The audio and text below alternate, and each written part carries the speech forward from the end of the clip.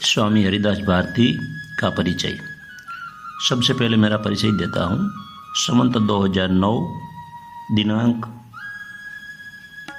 29 जनवरी 1953 महाशुद्धि पूर्णिमा के दिन जूनागढ़ जिला तहसील मांगरोल के मीतीघेड़ गांव में मेघवार समाज में राठौड़ शाख में मेरा जन्म हुआ। बीए विद गुजराती तक अभ्यास किया। जिला रोजगार कार्यालय गुजरात राज्य में 34 साल नौकरी की। ओशो को मिलने से पहले स्वाध्याय, ब्रह्मा कुमारी और निराज संप्रदाय का अध्ययन किया। ओशो के तो हम बहुत विरोधी थे।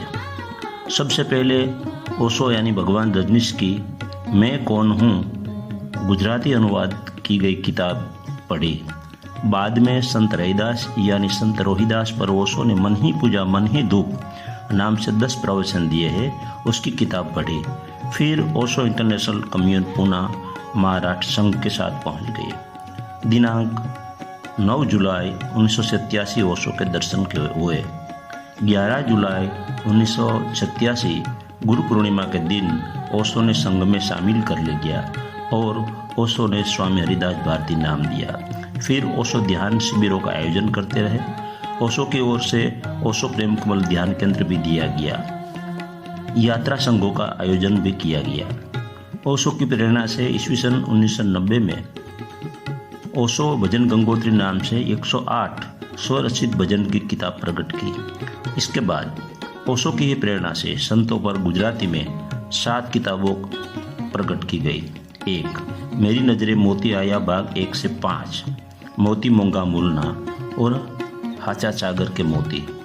फिर सन्यासी मित्रों ने उनका भाव प्रकट किया कि इन गुजराती किताबों में जो संतों का जीवन कवन दिया गया है उनमें से जितना हो सके इतने संतों का हिंदी में अनुवाद कर YouTube में दिया जाए तो जो संत प्रेमी गुजराती नहीं जानते उनको भी यह अनमोल संतों की वाणी से परिचय हो सकता है। फिर जितना मुझसे हो सका इतना 200 से ज़्यादा संतों का जीवन कवन मेरी बुद्धि अनुसार हिंदी में बोलकर साखी शब्द भजन गाकर YouTube में संतों के चित्रों के साथ रख दिए।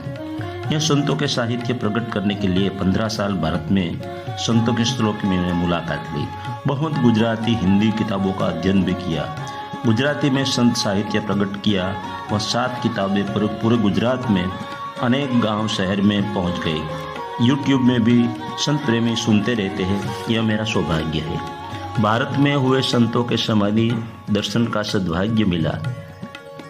वहाँ महंतों से परिचित हुआ। वहाँ भजन गाने का भी सौभाग्य मिला। ओशो का नज़दीक से दर्शन दिनांक 18 अगस्त 1989 में हुआ। उनकी आंखों में जो प्रेम देखा उनका वर्णन हम कर नहीं सकते। उनकी अनुभूति सबर वाणी तो कभी कभी युग में आती है। जो करता सो मेरे सदगुरु करता, साधु धरे नी आपा, सिर के ऊपर बोझ न लेवे तो कबहू न लागे पापा। पहले हम गुजरात सरकार के नौकर थे, अब हम ओशो के चाकर हैं। आप सबको मेरा प्रणाम।